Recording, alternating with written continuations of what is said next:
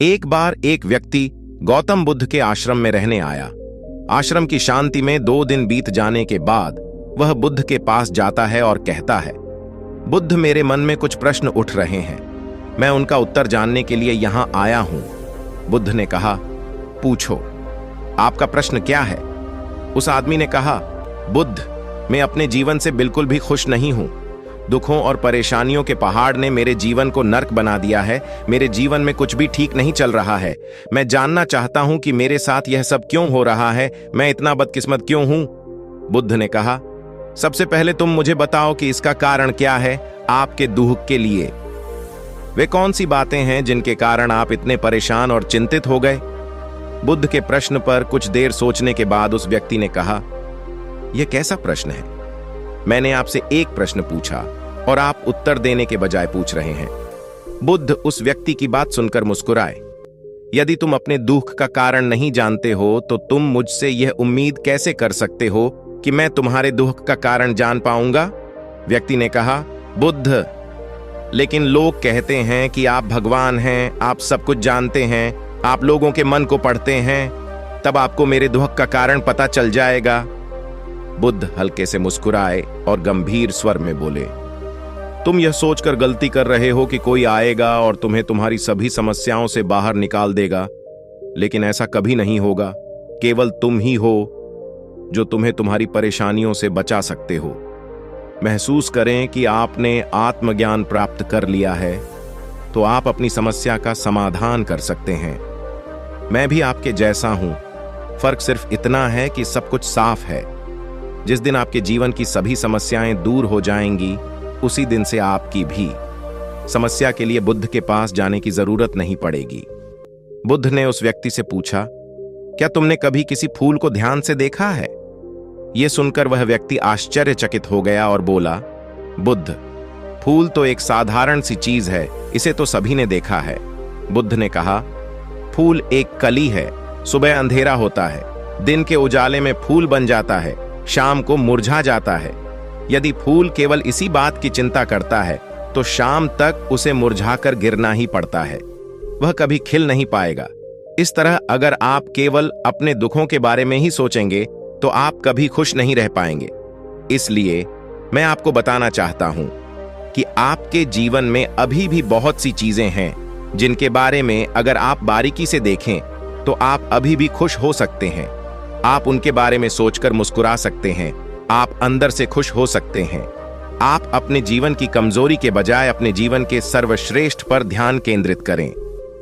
यदि आप अपने जीवन में खुशी चाहते हैं तो आपको इस शाश्वत नियम का पालन करना होगा, अच्छे पर ध्यान देना होगा और जीवन में सकारात्मक चीजें। मैं तुम्हें सिर्फ रास्ता दिखा सकता हूं, मैं तुम्हें दिखा सकता हूं कि उस रास्ते पर कैसे चलना है, लेकिन तुम्हें उस रास्ते पर चलना होगा।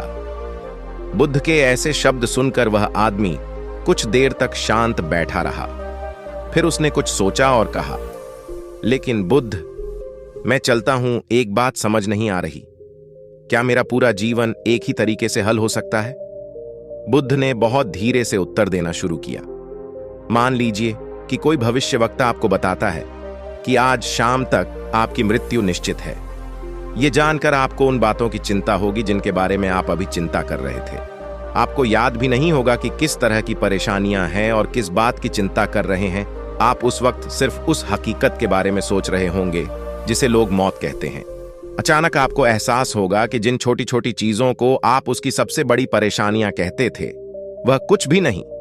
अचानक आपको लगेगा कि चिंता करना बेकार है, आज शाम तक मैं दुनिया छोड़ने वाला हूं। और आप पाएंगे कि आपके पूरे जीवन के वे क्षण व्यर्थ हो गए जो आपने चिंता, ईर्ष्या और व्यर्थ कष्ट में बिताए होंगे। लोग बोलते तो हैं, लेकिन अंदर से कभी स्वीकार नहीं करते कि एक दिन उन्हें भी इस दुनिया से जाना है। उनकी इच्छाएं इतनी प्रबल होती हैं कि वे खुद को अमर मानते हैं। सुख और दुख दोनों ही स्थायी नहीं हैं, यह हमारे कार्यों और विचारों से निर्मित होते हैं। वह आदमी जो बुद्ध की बातें सुन रहा था टोकते हुए बोला, तो आपके कहने का मतलब यह है कि मैं हमेशा सोचता हूं कि मैं मरने वाला हूं। क्या यह सोच मेरी सभी समस्याओं का समाधान कर देगी? नहीं, ऐसा कभी मत सोचिए। आपको बस यह स्वीकार करना होगा कि दुनिया में मेरी उपस्थिति अनिश्चित है। मैं जब तक यहां हूं एक खुशहाल जीवन जीऊंगा। आपके जीवन में जो भी अच्छी चीजें हो रही हैं उनके साथ जिए। वह तुम्हें आंतरिक खुशी और शांति देगी। अपना दिमाग ठीक करो और धीरे धीरे तुम्हारे जीवन की सभी समस्याएं समाप्त हो जाएंगी। व्यक्ति के जीवन के अधिकतर दुख उसकी इच्छा से ही उत्पन्न होते हैं, इसलिए आप अपने मन पर नियंत्रण रखें। यदि आप अपने मन का इलाज एक बच्चे के मन की तरह कर सकते हैं तो आपको आंतरिक शांति महसूस होगी। उस व्यक्ति ने कहा कि आपने मन को नियंत्रित करने की बात कही, आप चंचल मन को कैसे नियंत्रित कर सकते हैं? बुद्ध ने कहा कि सबसे पहले तुम्हें सुख और दुख के बीच अंतर समझना होगा। आपको सबसे पहले यह जानना होगा कि आपके लिए खुशी और दुख का क्या मतलब है। इसके बाद अभ्यास के द्वारा अपने मन को इस प्रकार तैयार करना है कि आप न तो खुशी के मौके पर ज्यादा खुश हों और न ही दुखी होने पर ज्यादा दुखी। हाँ, आपको खुद को पूरी तरह से मध्य में रखने का प्रयास करना होगा, जिसे मैं मध्यम मार्ग कहता हूं।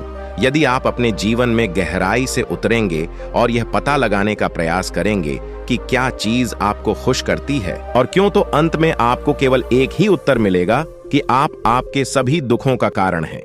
आपकी इच्छा शक्ति, इच्छा, ये सब आपके मन द्वारा निर्मित है।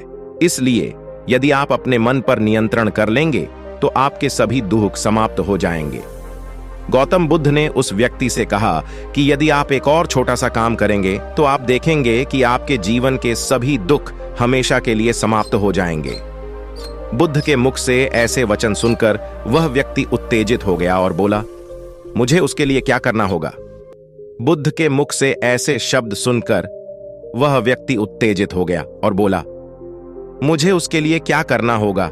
बुद्ध ने कहा कि तुम अगले 2 दिनों तक किसी से बात नहीं करोगे और कागज लेकर आशाराम के एकांत स्थान पर बैठ गए।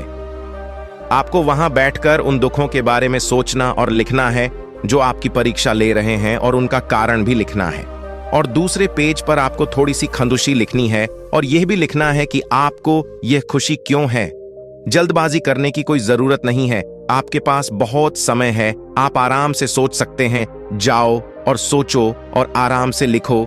उस आदमी ने बुद्ध को प्रणाम किया और आश्रम के कोने में बैठ गया। 2 दिन बाद वह कुछ लेकर बुद्ध के पास वापस आया, उसके हाथ में कागजात।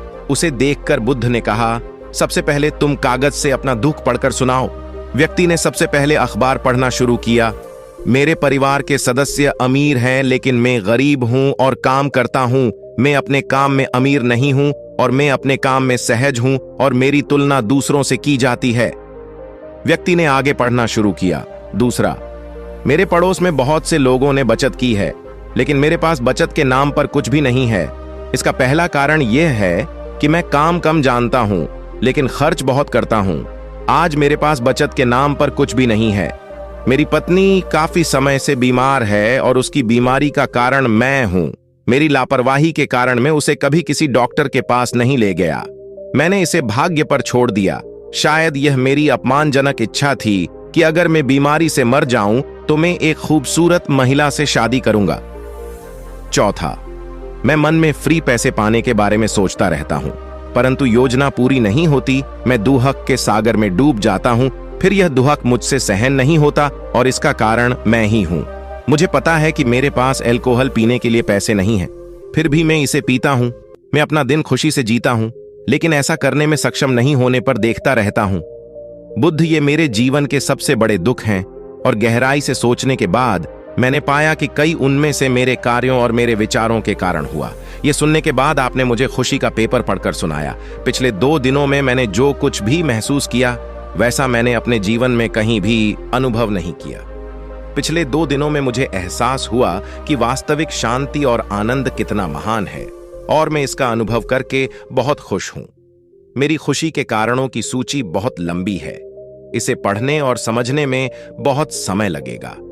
उस व्यक्ति के मुंह से ऐसी बातें सुनकर वह व्यक्ति मुस्कुराया और बोला, सिर्फ आपके लिए ही नहीं बल्कि हम सभी के लिए कारण एक ही है। वह व्यक्ति अपना बहुत सारा समय बर्बाद करता है। आप दुख का कारण ढूंढने में लगे हैं। हमारा जीवन भी एक तरह से सुख, शांति और आनंद की तिजोरी है। बुद्ध ने उस व्यक्ति से कहा कि खुशी के सभी कारणों को साझा करने की जरूरत नहीं है, तुम उनमें से कुछ का पाठ कर सकते हो। वह व्यक्ति बड़ी मुस्कुराहट के साथ पढ़ने लगा, पहली खुशी क्योंकि मैं जीवित हूँ और दुनिया में रह रहा हूँ और मैं स्वस्थ हूँ। मेरे माता पिता, एक पत्नी और 2 बच्चे हैं। ऐसे ही मेरे पिता के पास कई अनमोल खजाने हैं, जैसे मेरे माता पिता का प्यार, मेरी पत्नी का प्यार, मेरे बच्चों का प्यार और एक पिता की खुशी। दूसरा कारण यह है कि मैं खड़ी मेहनत कर सकता हूँ, मैं कोई भी काम कर सकता हूँ। आपकी आय में कोई बाधा नहीं आ सकती और आप अपने परिवार की सभी जरूरतों को पूरा कर सकते हैं। मुझे खुशी है कि मैं एक खुशहाल परिवार बना सकता हूँ। मैं अपनी तुलना अपने भाइयों, अपने पड़ोसियों से करता हूँ और आपने कृपा करके मुझे मानवता वाला इंसान बनाया है। सभी बुरी आदतों को छोड़कर आप सुखी और खुशहाल जीवन जी सकते हैं। और मेरे लिए सबसे बड़ी खुशी और सौभाग्य की बात यह है कि मुझे एक जगह मिल जाए और जब तक मैं इस दुनिया में हूं, हमारी इच्छा और आसक्ति ही सभी दुखों का कारण है। मैं खुद को जानने की पूरी कोशिश करूंगा और मैंने कभी नहीं किया। जीवित रहे।